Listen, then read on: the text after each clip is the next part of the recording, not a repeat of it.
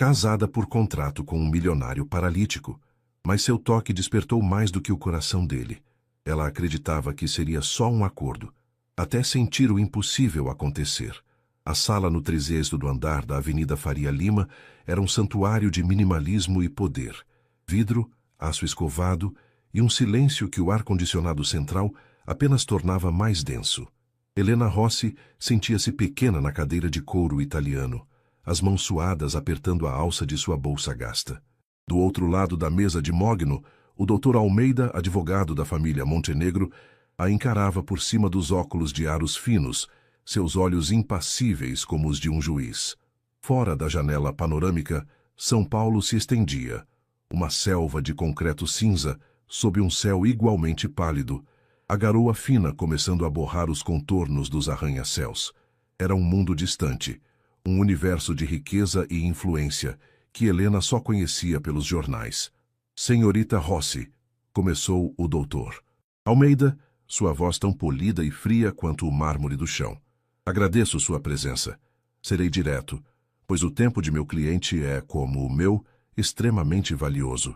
Ele empurrou uma pasta de couro na direção dela. Helena hesitou antes de abri-la. Dentro, um contrato detalhado, com cláusulas e termos que faziam sua cabeça girar. A situação de sua mãe é delicada, nós sabemos. O Hospital Sírio-Libanês nos forneceu a estimativa dos custos para o tratamento experimental. Ele fez uma pausa, deixando o peso daquelas palavras assentar no ar. São cifras que, para a maioria das pessoas, são inatingíveis. Helena engoliu em seco, o nó em sua garganta apertando. Inatingíveis era um eufemismo.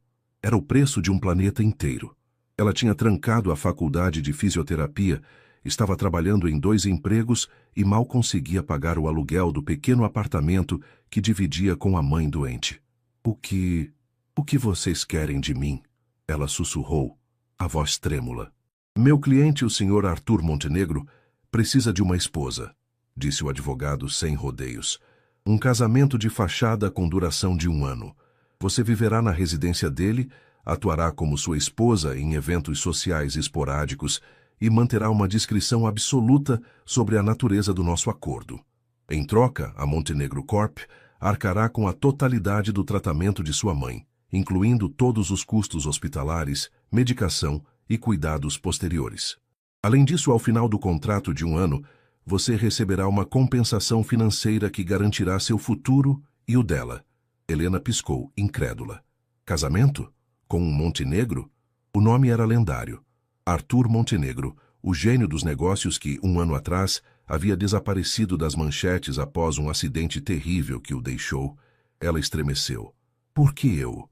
Foi tudo o que conseguiu perguntar. Eu não sou ninguém. Vocês poderiam ter qualquer uma. Precisamente, respondeu o Dr. Almeida. Você não é ninguém.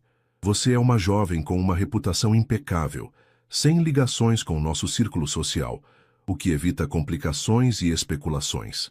E mais importante, você tem uma motivação poderosa e inquestionável.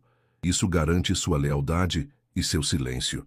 Era cruel, humilhante e totalmente transacional. Eles haviam investigado sua vida, dissecado sua dor e a estavam usando como uma alavanca.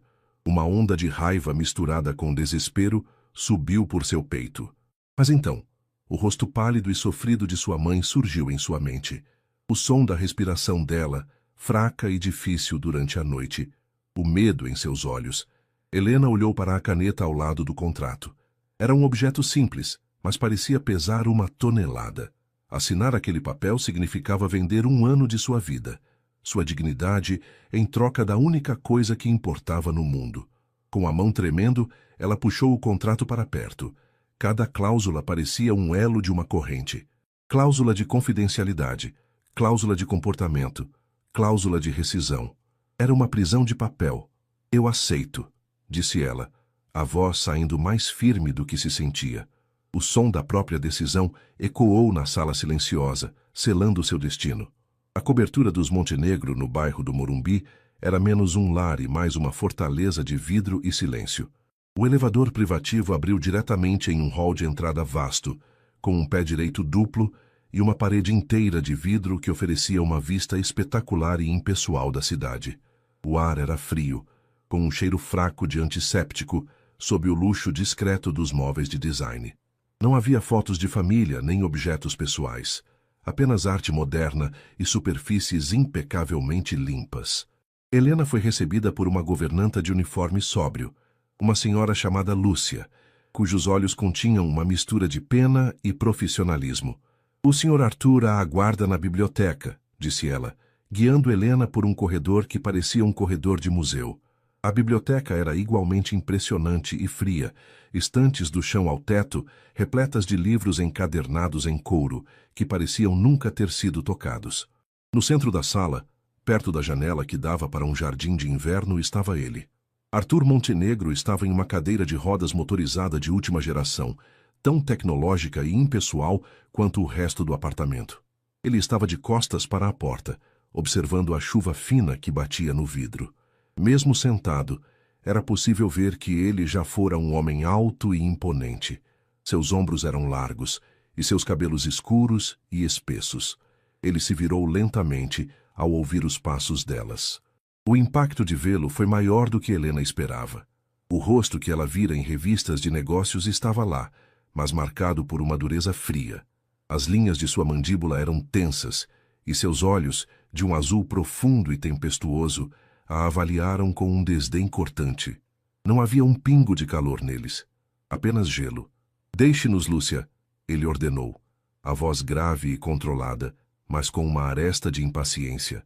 A governanta se retirou, fechando a porta suavemente atrás de si, e o silêncio que se instalou era pesado e desconfortável.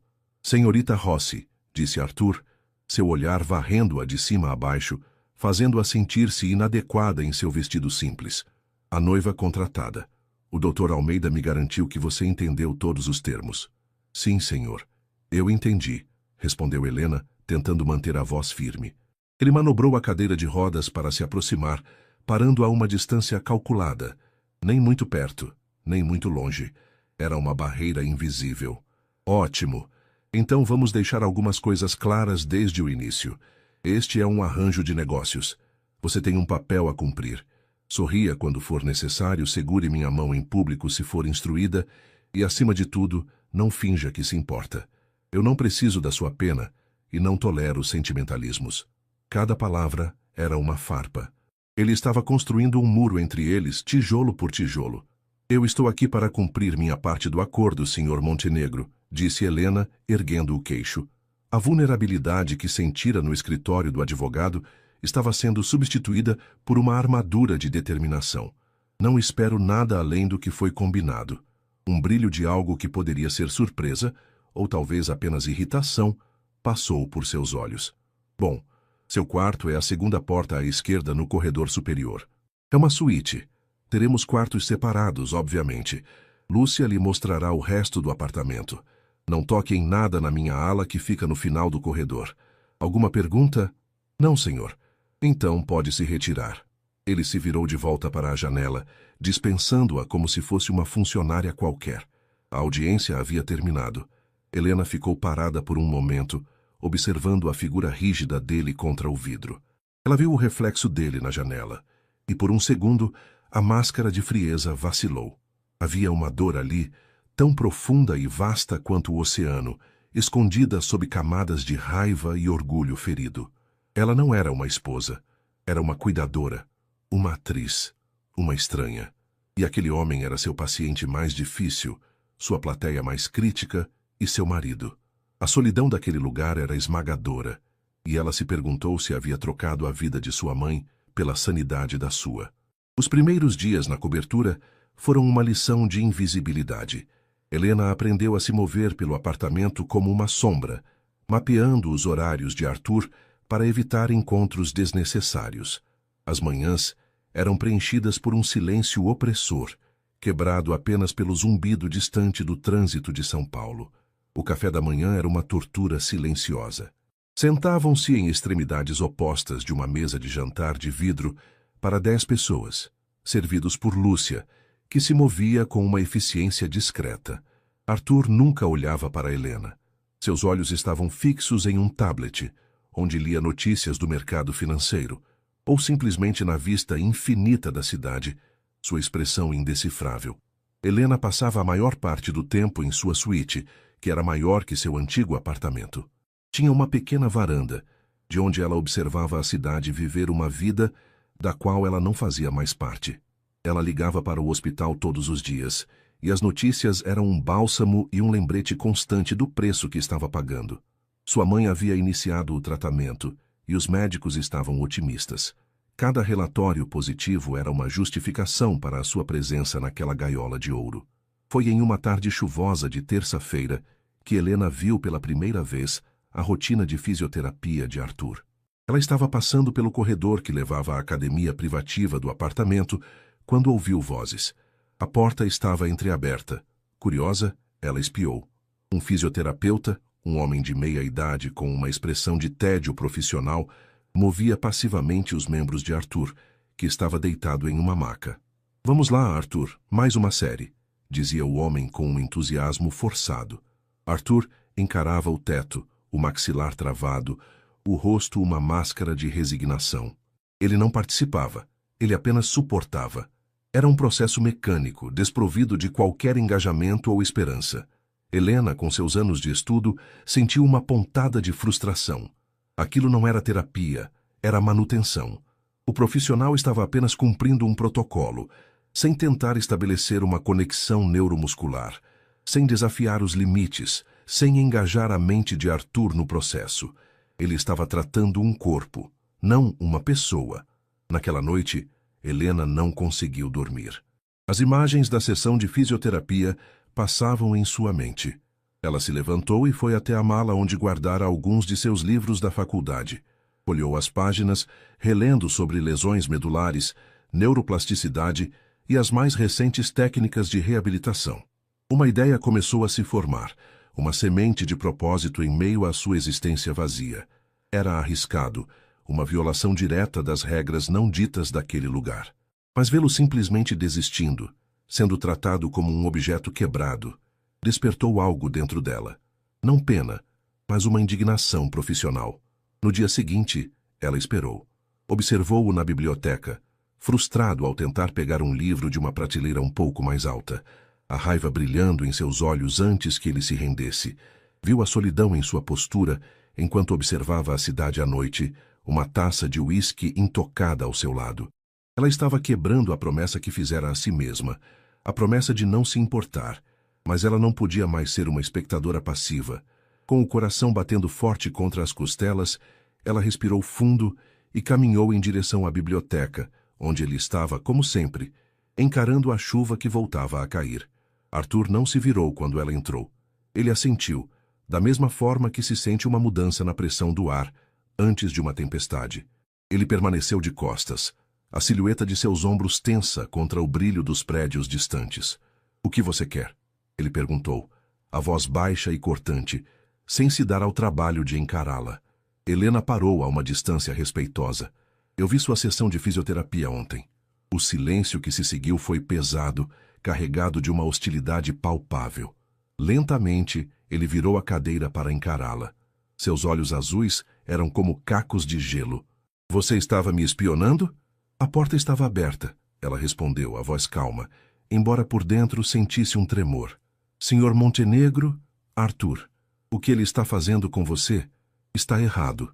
Uma risada seca e sem humor escapou dos lábios dele. "Ah, é mesmo?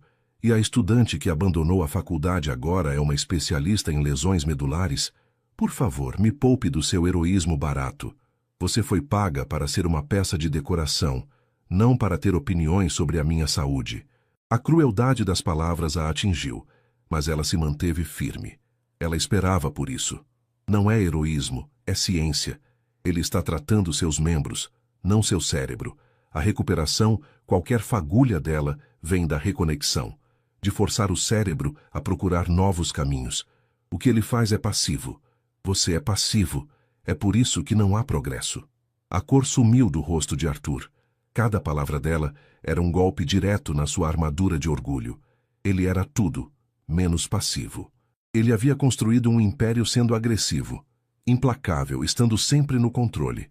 Agora essa palavra, passivo, dita por ela, a mulher que ele havia comprado, Era o pior dos insultos. Você não sabe nada sobre mim, ele sibilou, a voz perigosamente baixa. Ele avançou com a cadeira parando a centímetros dela, forçando-a a olhar para baixo. Você não tem ideia do que é estar preso aqui dentro, ouvindo médicos dizerem que não há nada a fazer. Você acha que pode entrar aqui com seus livros e suas teorias de faculdade e consertar o que está quebrado? Eu não acho que posso te consertar, retrucou Helena, a voz ganhando força. Mas eu sei que você desistiu de tentar. E eu não acho que o homem que construiu a Montenegro Corp seja um desistente. O que eu vi ontem foi um homem se resignando, não um homem lutando. O ar crepitava entre eles. A raiva nos olhos de Arthur lutava contra algo mais. Um lampejo de vulnerabilidade, uma dor tão crua que a surpreendeu. Ele a estava usando para se proteger, para afastar qualquer um que tentasse romper sua concha. Mas ela não recuou. Saia, ele ordenou, a mandíbula tão tensa que parecia que ia quebrar. Saia daqui, agora. E se você se atrever a tocar nesse assunto novamente, nosso contrato acaba. Acha que sua mãe sobreviveria a isso? A ameaça pairou no ar, feia e definitiva. Helena sentiu o chão sumir sob seus pés. Ela havia ultrapassado um limite. Com um último olhar de desafio misturado com mágoa, ela se virou e saiu da biblioteca, o som da porta se fechando atrás de si, ecoando como uma sentença. Arthur ficou sozinho, o coração martelando contra as costelas, a respiração ofegante. Ele olhou para as próprias mãos imóveis em seu colo, as palavras dela ecoando em sua mente. Passivo, resignado, desistente. Pela primeira vez em um ano, alguém não o havia olhado com pena, mas com raiva. E isso, de uma forma aterrorizante, o fez se sentir vivo. Os 2 dias que se seguiram à discussão foram os mais longos da vida de Helena. Ela se enclausurou em sua suíte, saindo apenas para refeições rápidas quando tinha certeza de que Arthur não estava por perto. O silêncio na cobertura havia mudado. Antes era apenas vazio. Agora era carregado, pesado com palavras não ditas e a ameaça implícita de Arthur. Cada vez que ouvia o zumbido suave da cadeira de rodas no corredor, seu coração saltava para a garganta. Ela arrumou uma pequena mala com seus pertences mais importantes, um ato de preparação para a expulsão que ela considerava inevitável. A vida de sua mãe estava por um fio, e ela o havia cortado com sua arrogância. Na terceira manhã, Lúcia bateu suavemente em sua porta, trazendo uma bandeja com café e pão de queijo. A governanta, que normalmente mantinha uma distância profissional, olhou para Helena com uma expressão de genuína preocupação. A senhorita está bem? Não a temos visto, disse Lúcia em voz baixa. Estou bem, obrigada, mentiu Helena. Lúcia hesitou na porta. O senhor Montenegro dispensou o Ricardo ontem, disse ela, referindo-se ao fisioterapeuta. Disse que seus serviços não eram mais necessários. Em um ano, nunca ouvi fazer algo assim. A notícia caiu sobre Helena como uma pedra. Então ele a tinha ouvido. Mas o que isso significava? A incerteza era pior do que a raiva dele. Ela passou o resto do dia em um estado de ansiedade paralisante, até que, ao entardecer, ouviu o som da cadeira de rodas parando em frente à sua porta. Não houve batida, apenas silêncio. Reunindo toda a coragem que lhe restava, ela abriu a porta. Arthur estava lá, o rosto sério, os olhos azuis perscrutando-a com uma intensidade que a fez recuar um passo. A iluminação fraca do corredor esculpia sombras em seu rosto, tornando-o ainda mais intimidador. Você tem uma boca grande, senhorita Rossi, ele começou, a voz um murmúrio grave. Você fala de ciência, de luta, de esperança. Palavras fáceis para quem está de pé. Helena engoliu em seco, mas não desviou o olhar. Eu acredito no que eu disse. Acreditar é fácil. Provar é outra história. Ele manobrou a cadeira para entrar no quarto dela sem ser convidado, forçando-a a se afastar. Ele parou no centro do cômodo, um rei em seu domínio. Eu despedi o Ricardo. O cargo de fisioterapeuta está vago. O coração de Helena martelava descontroladamente. Ela não ousava respirar. Você quer uma chance de provar que suas teorias de livro funcionam? Ele a desafiou, um brilho perigoso nos olhos. Você tem um mês. Se em 30 dias eu não vir, ou sentir, a menor diferença, nosso acordo acaba. O tratamento da sua mãe é suspenso. E você sai daqui com a mesma bolsa gasta com que entrou. Mas, se você conseguir algo, qualquer coisa, continuamos. Era um ultimato. Uma aposta impossível com a aposta mais alta de todas. Ele não estava oferecendo uma oportunidade. Estava armando uma armadilha, esperando que ela falhasse para provar seu ponto, para justificar seu próprio desespero. Era um ato de crueldade, e, ao mesmo tempo, o primeiro sinal de que uma parte dele queria desesperadamente que ela estivesse certa. Ela olhou para aquele homem quebrado e orgulhoso. O medo ainda estava lá, um nó gelado em seu estômago, mas outra coisa estava crescendo ao lado dele. Determinação. Eu aceito o desafio, disse Helena, a voz mais firme do que jamais imaginou ser possível, mas com as minhas regras. Durante as sessões, eu não sou sua esposa contratada. Eu sou a profissional. Você fará o que eu disser, como eu disser. Sem cinismo, sem resistência. Você vai lutar. Um lento sorriso, desprovido de qualquer calor, curvou os lábios de Arthur. Seja bem-vinda ao inferno, fisioterapeuta. A primeira sessão é amanhã, às 8. Com isso, ele se virou e saiu, deixando-a sozinha com o peso de sua promessa impossível. Às 8 da manhã, em ponto, Helena entrou na academia privativa. O espaço era tão impecável e tecnológico quanto o resto do apartamento, com equipamentos de última geração que pareciam nunca ter sido usados com a devida intensidade. Arthur já estava lá, transferido para a maca de tratamento por um enfermeiro particular, que se retirou discretamente. Ele vestia uma bermuda de ginástica e uma camiseta, e a exposição de seus membros inertes era um lembrete brutal de sua condição. A atmosfera estava carregada de ceticismo. Helena respirou fundo, afastando a Helena assustada e vestindo o manto de profissionalismo que a faculdade lhe dera. Bom dia, Arthur. Vamos começar com uma avaliação básica. Preciso entender exatamente o seu nível de sensibilidade e resposta motora.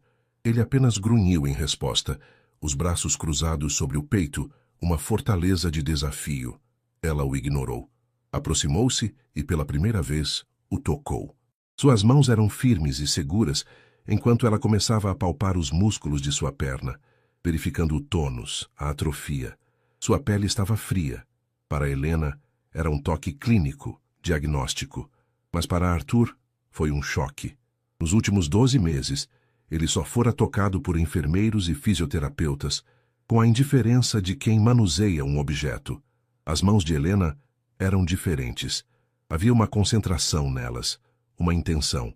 Eram quentes contra sua pele, e a sensação, por mais puramente profissional que fosse, era perturbadoramente humana. Ele sentiu um arrepio involuntário percorrer sua espinha. Sua musculatura está muito tensa em alguns pontos, disse ela, a voz focada. Isso é comum. O corpo tenta compensar. Vou começar com alguns alongamentos passivos para liberar essa tensão. Ela trabalhou em silêncio por vários minutos, movendo seus membros com uma fluidez e um respeito que Ricardo nunca tivera. Ela não conversava para preencher o silêncio. Ela se concentrava, observando cada mínima reação. Agora vamos tentar algo diferente, disse ela, passando para o ombro direito dele, uma área onde ele ainda tinha um controle residual, embora fraco. Eu quero que você feche os olhos. Ele a encarou desconfiado. Que tipo de bobagem é essa? Não é bobagem. É visualização motora. O comando começa no cérebro. Seu cérebro precisa se lembrar do caminho. Feche os olhos, ela ordenou sem deixar espaço para discussão. Irritado, ele obedeceu. Eu vou tocar no seu músculo deltoide, ela explicou, seus dedos pressionando suavemente o topo de seu ombro. Quero que você se concentre apenas no meu toque. Imagine toda a sua energia indo para este ponto. Agora visualize este músculo se contraindo. Não tente mover o braço. Apenas contraia o músculo. Envie o comando, de novo e de novo. Envie o comando, Arthur. Ele se sentiu ridículo. Era inútil. Um truque mental estúpido. Ele tentou apenas para provar que ela estava errada, concentrando-se com uma fúria silenciosa. Mova-se. Contraia. Nada. Ele abriu a boca para soltar um comentário sarcástico. E então, aconteceu. Sob os dedos dela, ele sentiu. E ela também. Um tremor minúsculo, quase imperceptível. Uma vibração fantasma. Uma única e teimosa fibra muscular respondendo ao comando, como uma luz piscando em uma cidade apagada. Ambos congelaram. Os olhos de Arthur se abriram de repente, encontrando os de Helena. O cinismo em seu rosto se desfez, substituído por um choque puro e absoluto. O rosto dela estava a centímetros do dele, seus olhos castanhos arregalados, não com triunfo, mas com uma admiração maravilhada. Naquele instante, o ar na sala mudou. A maca, o equipamento, o contrato, tudo desapareceu. Restaram apenas os dois, suspensos em um silêncio profundo, unidos por aquele tremor quase invisível. Uma pequena faísca de possibilidade acabara de ser acesa na escuridão, e seu brilho era ofuscante. O eco daquele minúsculo espasmo muscular ressoou pelos dias seguintes, alterando a arquitetura da vida na cobertura. O ceticismo de Arthur não desapareceu, mas foi corroído por uma fissura de curiosidade. A esperança, ele descobriu, era uma droga perigosa, e ele se tornou um viciado relutante. As sessões de fisioterapia se tornaram o centro de seus dias. Começavam pontualmente às 8, e muitas vezes se estendiam pela manhã. Helena era incansável. Ela introduziu novas técnicas, desde a estimulação elétrica funcional, para despertar os nervos, até exercícios de espelhamento, onde ele observava os próprios movimentos em um espelho para reforçar as vias neurais. Eram sessões exaustivas, não apenas fisicamente para ela, mas mentalmente para ele. Exigiam uma concentração brutal, uma imersão total em seu próprio corpo, que por um ano ele tentara ignorar. De novo, Arthur, dizia ela, a voz calma, mas inflexível, o suor brilhando em sua testa, enquanto ela sustentava o peso do braço dele. Concentre-se. Sinta o caminho que o sinal faz do seu cérebro até o seu ombro. Visualize. A frustração era um monstro sempre presente. Haveria dias em que nada acontecia, em que seu corpo parecia um bloco de pedra inerte, e a escuridão voltava a pairar sobre ele. Nesses momentos, ele a atacava com palavras afiadas como navalhas. Isso é inútil. Você está perdendo seu tempo e o meu. Ele rosnou um dia, depois de 20 minutos tentando sem sucesso contrair um músculo do antebraço. Helena não recuou. Ela largou o braço dele sobre a maca, olhou-o nos olhos e disse: a recuperação não é uma linha reta, é uma escalada. Haverá dias em que você vai escorregar. Você pode ficar com raiva de mim, da sua condição, do mundo, mas você não tem permissão para desistir aqui dentro. Essa é a regra. Agora, respire fundo. E vamos de novo. Sua firmeza o desarmava. Ninguém falava com ele daquela forma. Ninguém o desafiava.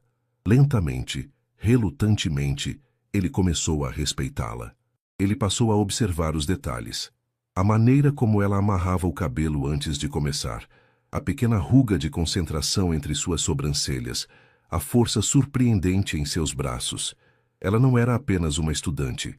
Era uma força da natureza. Fora da academia, a dinâmica também mudou. O silêncio à mesa de jantar ocasionalmente era quebrado. Ele lhe perguntava sobre suas aulas na faculdade, e ela respondia com uma paixão que o lembrava de como ele mesmo se sentia em relação aos negócios. Uma noite, enquanto ela falava sobre neuroplasticidade, ele a interrompeu. Por que fisioterapia? Ele perguntou, a curiosidade genuína em sua voz. Helena foi pega de surpresa.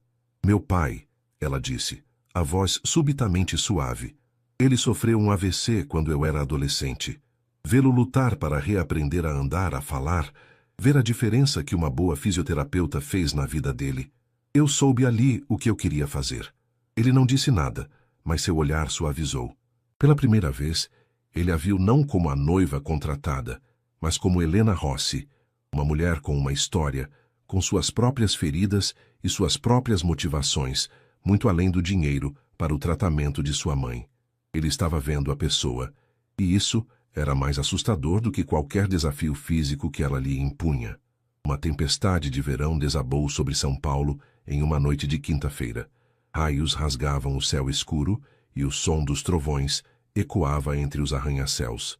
A eletricidade na cobertura piscou algumas vezes antes de apagar de vez, mergulhando o apartamento em uma escuridão quase total quebrada apenas pelos clarões da tempestade e pelas luzes de emergência fracas no chão. Helena encontrou Arthur em sua cadeira de rodas na sala de estar, parado em frente à parede de vidro, observando a fúria da natureza. O gerador do prédio mantinha os sistemas essenciais funcionando, incluindo a cadeira dele, mas o silêncio era profundo, sem o zumbido constante dos aparelhos eletrônicos.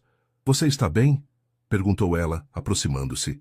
"É apenas uma tempestade", respondeu ele. Mas havia uma tensão em sua voz que ele não conseguiu esconder.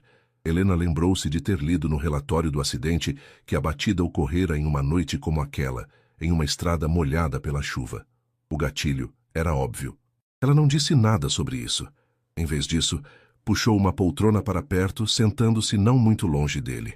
Ficaram em silêncio por um tempo, ouvindo o som da chuva torrencial contra o vidro.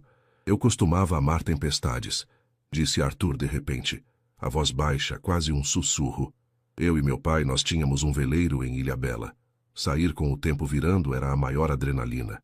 Sentir o vento, o poder do mar, era a prova de que você estava vivo."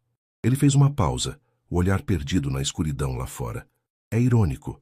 A coisa que mais me fazia sentir vivo foi a mesma que tirou tudo de mim." Era a confissão mais pessoal que ele já fizera. Helena sentiu o peso daquela dor, a nostalgia de uma vida que não existia mais. Ela não ofereceu palavras vazias de consolo. Em vez disso, ela compartilhou sua própria vulnerabilidade. "Quando a energia acaba, eu sempre penso na minha mãe", disse ela, a voz suave. "Penso no monitor do hospital, nos aparelhos que a mantêm estável. O medo de que eles parem de funcionar é um pânico frio." Arthur virou a cabeça para olhá-la na penumbra. O brilho de um relâmpago distante iluminou o rosto dela, e ele viu a trilha de uma lágrima silenciosa em sua bochecha. Naquele momento, as barreiras de dinheiro, de contrato, de condição física desmoronaram. Eram apenas duas pessoas, presas na escuridão por seus próprios medos, encontrando um estranho conforto na presença um do outro. Impulsivamente, sem pensar, ele estendeu a mão direita, um movimento lento e vacilante que exigiu toda a sua concentração. Ele não conseguiu levantá-la muito, mas foi o suficiente. Helena olhou para a mão dele, pairando no ar entre eles. Entendendo o gesto, ela estendeu a sua e gentilmente pousou a mão sobre a dele. A pele dele estava fria, mas sob a dela, ela sentiu um leve tremor. Desta vez não de um músculo sendo forçado, mas de uma emoção crua. Ela não disse nada. Apenas ficou ali, sua mão quente cobrindo a dele, enquanto a tempestade rugia do lado de fora. E um tipo diferente de calmaria começava a se instalar lá dentro. O evento anual de caridade da Montenegro Corp era o pináculo do calendário social de São Paulo. Era um mar de vestidos de alta costura, joias ofuscantes e sorrisos tão polidos quanto perigosos. Para Arthur, era a primeira vez que enfrentava seu mundo desde o acidente. Para Helena, era a primeira vez que entrava nele. Enquanto se preparava em sua suíte, Helena se olhou no espelho. O vestido de seda azul marinho escolhido por Lúcia era elegante e discreto, mas ela se sentia uma fraude. Aquele mundo não era o seu. O contrato exigia que ela desempenhasse um papel, o de Senhora Montenegro. Mas depois da noite da tempestade, o toque de sua mão na dele, a linha entre a encenação e a realidade, havia se tornado perigosamente turva. Arthur a esperava no hall. Ele usava um smoking impecável, feito sob medida para acomodar sua posição na cadeira. Seus cabelos estavam penteados para trás e, pela primeira vez, ela viu um vislumbre do homem que ele fora. Poderoso, dominante, o centro de qualquer sala em que entrasse. Quando seus olhos a encontraram, o habitual tom de desafio foi substituído por algo mais suave, quase apreensivo. "Você está..." ele começou, e parou, como se a palavra linda fosse um território estrangeiro. "Adequada", ele concluiu, com um toque de sua antiga aspereza, mas seus olhos diziam o contrário. No salão de festas do Hotel Unique, o zumbido das conversas diminuiu quando eles entraram. Todos os olhares se voltaram para eles. Helena sentiu o peso de centenas de olhos curiosos e julgadores. Eram os olhares que Arthur temia, uma mistura de pena, curiosidade mórbida e avaliação. Instintivamente, ela se aproximou dele, colocando a mão discretamente no encosto de sua cadeira. Um pequeno gesto de solidariedade. Ele percebeu e relaxou sutilmente os ombros. Eles navegaram pelo mar de rostos. Arthur acenando brevemente para conhecidos, a mandíbula tensa. Foi então que foram interceptados por um homem mais velho, de sorriso oleoso e olhos de tubarão. Arthur, meu sobrinho, que bom vê-lo de volta entre os vivos, disse o homem, seu tom carregado de falsa simpatia. Era Eduardo Montenegro, seu tio e membro do conselho, um homem que cobiçava o controle da empresa. Seu olhar deslizou para Helena, avaliando-a descaradamente. E esta deve ser a noiva milagre. Enfermagem deve ser mesmo uma vocação, e pelo visto muito lucrativa. A ofensa foi tão afiada e pública que o ar ao redor deles congelou. Helena sentiu o sangue subir ao rosto, mas antes que pudesse dizer qualquer coisa, Arthur se moveu. Ele manobrou sua cadeira, interpondo-se sutilmente entre o tio e Helena, um movimento protetor. Tio Eduardo, disse Arthur, a voz baixa, mas com um fio de aço que cortou o barulho do salão. Esta é Helena, minha esposa. E você tem razão. Ela é um milagre. Ela me lembrou de algo que homens como você nunca entenderão. O valor da força, não do poder. Ele olhou diretamente nos olhos do tio, um brilho gélido no seu. Agora, se nos der licença, minha esposa e eu gostaríamos de aproveitar a noite. Ele se virou, não esperando resposta. Helena o seguiu, o coração batendo forte. Ele a havia defendido, não como parte do contrato, mas com uma convicção genuína. No meio daquele palco de sussurros e falsidades, ele havia criado um refúgio para os dois. Mais tarde naquela noite, enquanto observavam os discursos de uma mesa afastada, a mão dela encontrou a dele, que repousava no braço da cadeira. Ela entrelaçou seus dedos nos dele. Ele apertou de volta, um gesto silencioso que, no meio da multidão, era um segredo compartilhado, um elo forjado no fogo. Eles voltaram para a cobertura em um silêncio carregado. A adrenalina da noite havia passado, deixando para trás uma intimidade nova e frágil. A fachada pública havia se dissolvido, e agora, na quietude do apartamento, a realidade de sua situação parecia mais gritante do que nunca. Foi Helena quem quebrou o silêncio enquanto estavam na sala de estar, a cidade brilhando silenciosamente abaixo deles. Obrigada, disse ela em voz baixa, pelo que você disse ao seu tio. Ele não tinha o direito, respondeu Arthur, o olhar fixo na vista. O que existe entre nós, seja lá o que for, não é da conta dele. A frase seja lá o que for pairou no ar. Era tudo. O acordo, a fisioterapia, a mão dela na dele durante a tempestade, a frente unida no salão de festas. Helena respirou fundo. O mês acaba amanhã, Arthur. Ele se virou para ela, o rosto sério. O desafio de 30 dias. Parecia ter acontecido em outra vida. Eu sei, disse ele. Minha mãe está melhor, continuou Helena, a voz ganhando força. Os médicos estão falando em alta para cuidados em casa em alguns meses. O tratamento funcionou. O que quer que aconteça, eu nunca vou esquecer o que você fez por ela. Havia uma finalidade em sua voz, como se estivesse fechando um capítulo.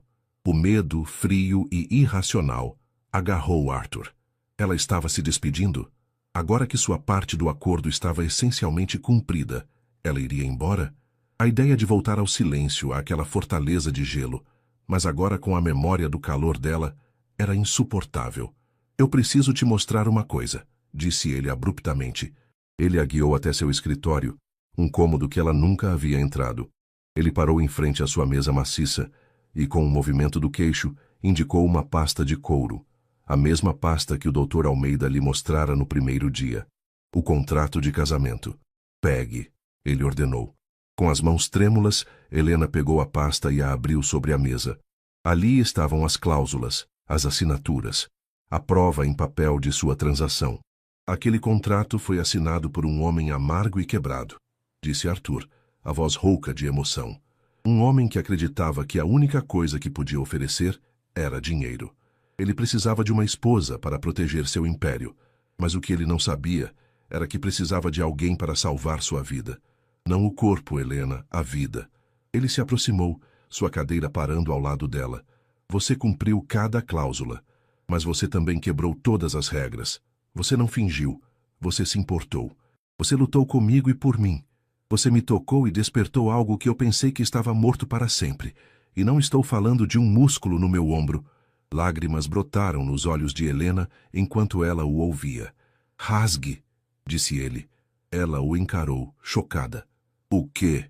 Rasgue o contrato, repetiu ele, os olhos azuis, antes tão gelados, agora ardendo com uma vulnerabilidade avassaladora. Eu não quero mais uma esposa contratada. Aquele acordo acabou, mas eu estou te pedindo para ficar. Não por causa da sua mãe, não por dinheiro, e não por um ano, mas porque esta fortaleza só se tornou um lar quando você entrou nela. Helena olhou do rosto dele para o papel em suas mãos. Aquele documento era a fonte de sua segurança, mas também o símbolo de sua prisão. Com um movimento decidido, ela pegou a primeira página e a rasgou ao meio, depois a outra e a outra, até que tudo o que restava eram pedaços de papel espalhados sobre a mesa de mogno. Ela se virou para ele, as lágrimas agora correndo livremente. Inclinando-se, ela fez algo que nunca havia feito antes. Ela o beijou. Não foi um beijo de paixão avassaladora, mas de profunda ternura e aceitação. Um beijo que selava não um contrato de negócios, mas o início de uma promessa real. A jornada deles estava longe de terminar. A recuperação seria longa e cheia de obstáculos. Mas, pela primeira vez, eles não estavam sozinhos. Eles tinham um ao outro. E isso era mais forte do que qualquer contrato já escrito.